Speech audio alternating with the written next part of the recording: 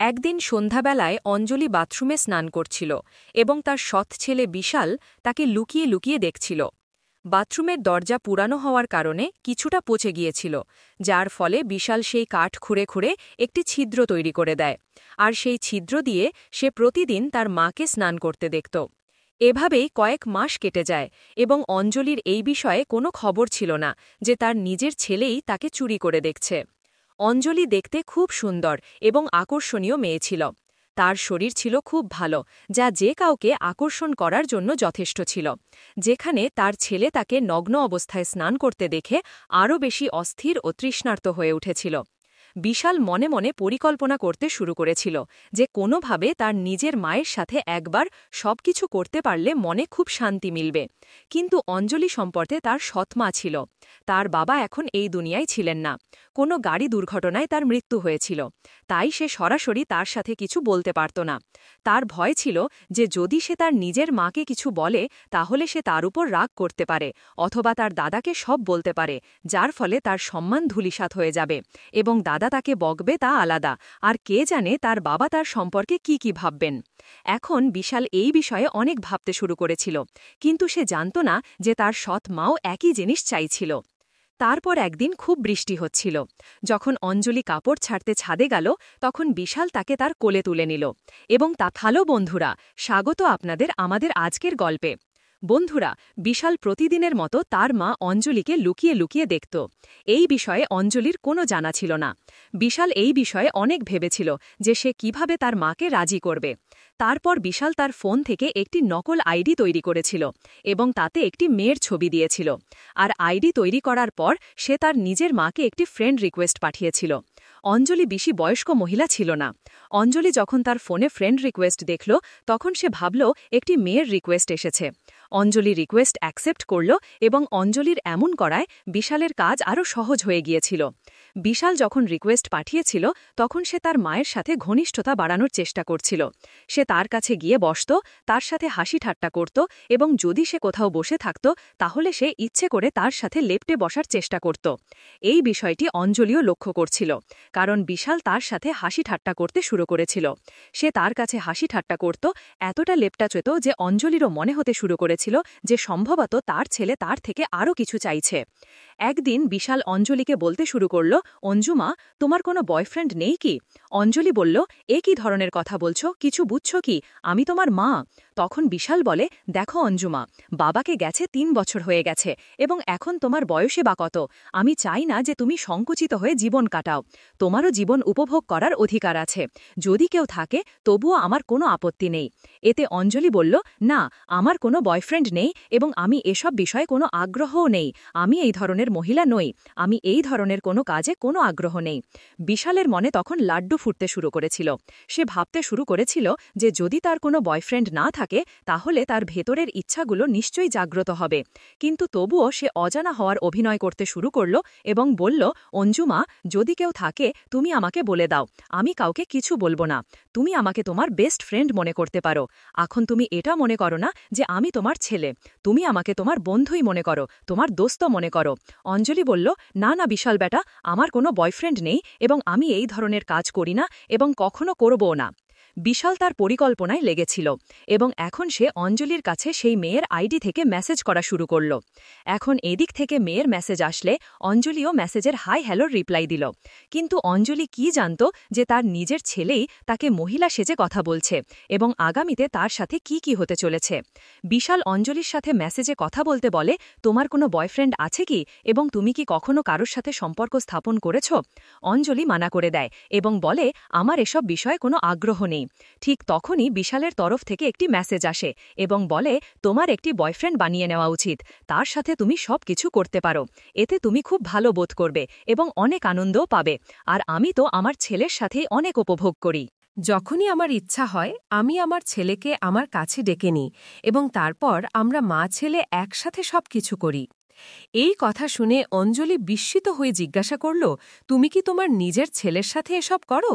তখন ওই পাশ থেকে উত্তর এলো, হ্যাঁ, আমি আমার ছেলের সাথেই উপভোগ করি। বাইরের কোনো পুরুষ বা ছেলের উপর আমার বিশ্বাস নেই। কে জানে কখন কে প্রতারক হিসাবে বেরিয়ে আসবে। তাই আমি আমার নিজের ছেলেকেই বয়ফ্রেন্ড বানিয়েছি এবং তার সাথে অনেক উপভোগ করি। আমরা মা ছেলে যখনই ইচ্ছা করি একে অপরের সাথে উপভোগ করি এবং আমাদের জীবন এইভাবেই কাটাচ্ছি। বন্ধুরা, এখন অঞ্জলির মনেও এই ধরনের চিন্তা আসতে শুরু করেছিল। সেও ভাবতে শুরু করেছিল, যদি সেই মহিলা তার ছেলের সাথে এসব করতে পারে, তাহলে আমিও কেন আমার ছেলের সাথে এই ধরনের সম্পর্ক গড়ে তুলে দেখি না। যাই হোক, সে তো আমার সৎ ছেলে, কিন্তু নিজের ছেলেকে এটা বলার সাহস তার ছিল না। তাই এখন অঞ্জলিও তার ছেলের সাথে কিছুটা আলাদা ধরনের আচরণ করতে শুরু করেছিল এবং তার পরিবর্তিত আচরণ দেখে বিশালের মনেও লাড্ডু ফুটছিল। সে বুঝে গিয়েছিল যে আমার কথার তার ওপর প্রভাব পড়েছে। অঞ্জলিও এখন বিশালের কাছে এসে তাকে বলতো, জানাতো, তার সাথে ভালো ভালো কথাও বলতো, হাসি খুশিও শুরু করেছিল। এমনকি দুজনেই বেশ আটকে আটকে একে অপরের সাথে কথা বলতে শুরু করেছিল। অঞ্জলির মনে অনেক কিছু চলছিল। একদিন হঠাৎ বৃষ্টি এলো।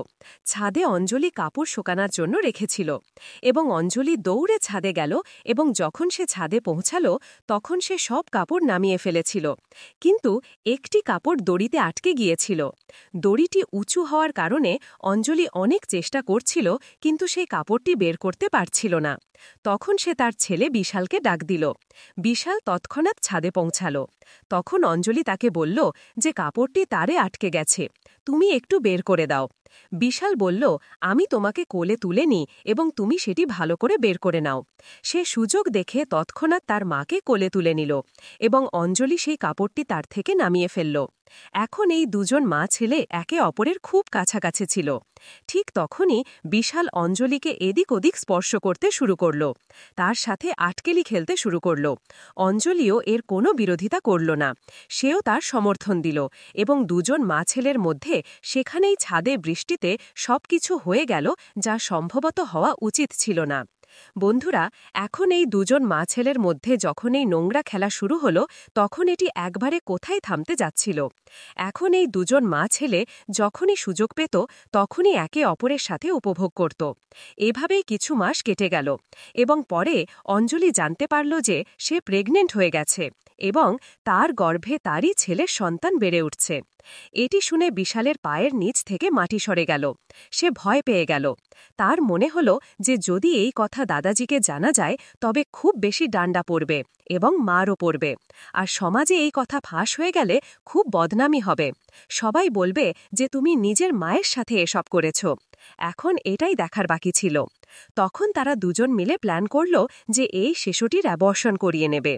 পরের দিন এই দুজন স্বামী স্ত্রী সেজে হাসপাতালে পৌঁছাল, কিন্তু হাসপাতাল স্টাফ অ্যাবর্শন করতে রাজি হল না।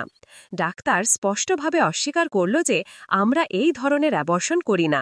এটি শুনে দুজন মা ছেলে বেশ টেনশনে পড়ে গেল।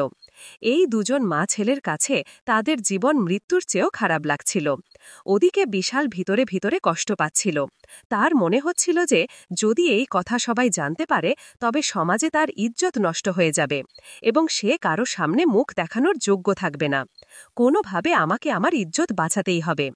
এখন এই লোকেরা একে একে অনেক জায়গায় চেষ্টা করল। যতদূর তাদের পরিচয় ছিল সেখানে তারা চেষ্টা করল, কিন্তু অ্যাবর্শনের জন্য কোনো হাসপাতাল রাজি হল না। যেখানেই তারা যেত প্রতিটি হাসপাতাল বলতো যে তুমি অন্য কাউকে নিয়ে এসো, তোমার বাড়ি থেকে কোনো সিনিয়র বা বড় কাউকে নিয়ে এসো। দিন কেটে যেতে লাগল। বিশাল এখন মনে মনে খুবই বিরক্ত হতে শুরু করেছিল এবং রেগে যেতে শুরু করেছিল। তখন বিশাল একটি প্ল্যান করল এবং তার মাকে বলল যে তুমি কাল আমার সাথে একটি নতুন জায়গায় যাবে, সেখানে আমি তোমাকে নিয়ে যাব। সেখানে তোমার অ্যাবর্শনও হয়ে যাবে এবং সহজেই আমরা এই সমস্যা থেকে মুক্তি পাব। অঞ্জলি পরের দিন বাড়ি থেকে পার্লার বলে বেরোল। কিছুক্ষণ পর বিশালও কলেজ বলে বেরিয়ে গেল। কিছু দূর গিয়ে দুজন মা ছেলে মিলিত হল। বিশাল অঞ্জলিকে বাইকে বসালো এবং তাকে জঙ্গলের দিকে নিয়ে যেতে লাগল। যখন তারা জঙ্গলের দিকে যাচ্ছিল তখন অঞ্জলি তাকে জিজ্ঞাসা করল যে এই পথ তো জঙ্গলের দিকে যাচ্ছে, আমরা কোথায় যাচ্ছি? তখন বিশাল বলল, চিন্তা করো না, যে হাসপাতালটি আছে তা একটু ছোট এবং এই জঙ্গল পার করলেই সামনে একটি হাসপাতাল আসবে। সেখানেই আমি তোমার অ্যাবর্শন করিয়ে দেব এবং সেখানেই আমাদের এই সমস্যার মূলও শেষ হয়ে যাবে। জঙ্গলের মাঝে তারা পৌঁছে গেল এবং একটি ধ্বংসাবশেষের মতো বাড়ি দেখা গেল। বিশাল সেখানেই গাড়ি থামাল এবং অঞ্জলিকে বলল, এখানেই নামো, ডাক্তার সাহেব এখনই আসছেন, এখানেই তারা আমাদের নিয়ে যাবে। দুজন সেখানেই বসে রইল। তখন বিশাল তাকে বলতে শুরু করল, এখন তো অ্যাবর্শন হতে চলেছে, তাহলে কেন আমরা আর একবার এনজয় করি না?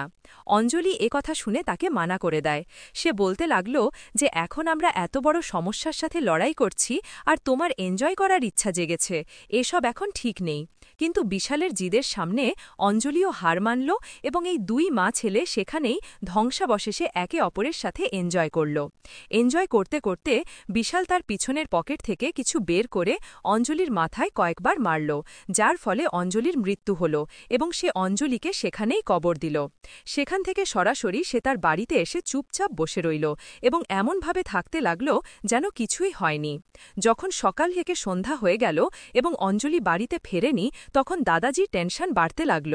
তিনি জিজ্ঞাসা করতে লাগলেন, বিশাল, তুমি কি অঞ্জলিকে দেখেছ? অঞ্জলি এখনও কেন ফেরেনি? একটু খোঁজ করো। তারপর সব জায়গায় অঞ্জলিকে খোঁজা হলো, কিন্তু সে কোথাও পাওয়া গেল না। ধীরে ধীরে দিন কেটে গেল, পুরো রাত কেটে গেল, কিন্তু অঞ্জলির কোনো খোঁজ পাওয়া গেল না। তখন পরের দিন দাদাজি পুলিশের কাছে গিয়ে রিপোর্ট করলেন। তখন পুলিশ তাদের তদন্ত শুরু করল। পুলিশ অঞ্জলির পার্লারে গিয়ে খোঁজ নিল।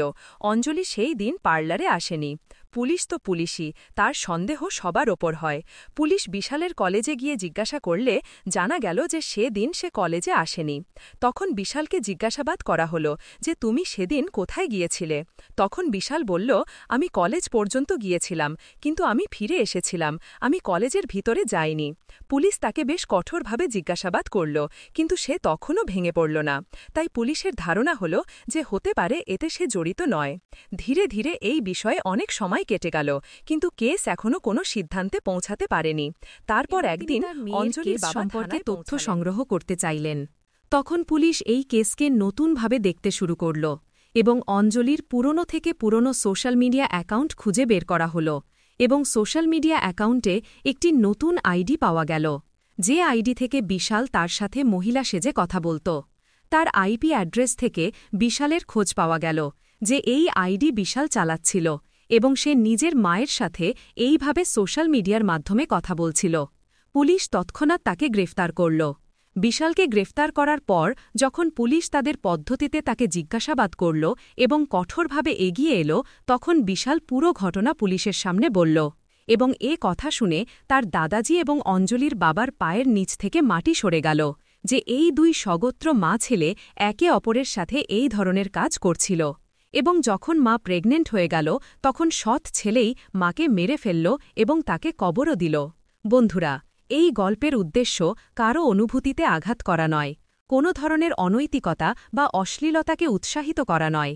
এই গল্প একটি বার্তা হিসাবে সমাজকে সচেতন করার জন্য বলা হয়েছে, যাতে মানুষের মধ্যে সচেতনতা ছড়িয়ে দেওয়া যায়, মানুষ যাতে জানতে পারে যে সমাজে কী ধরনের অপরাধ ঘটছে।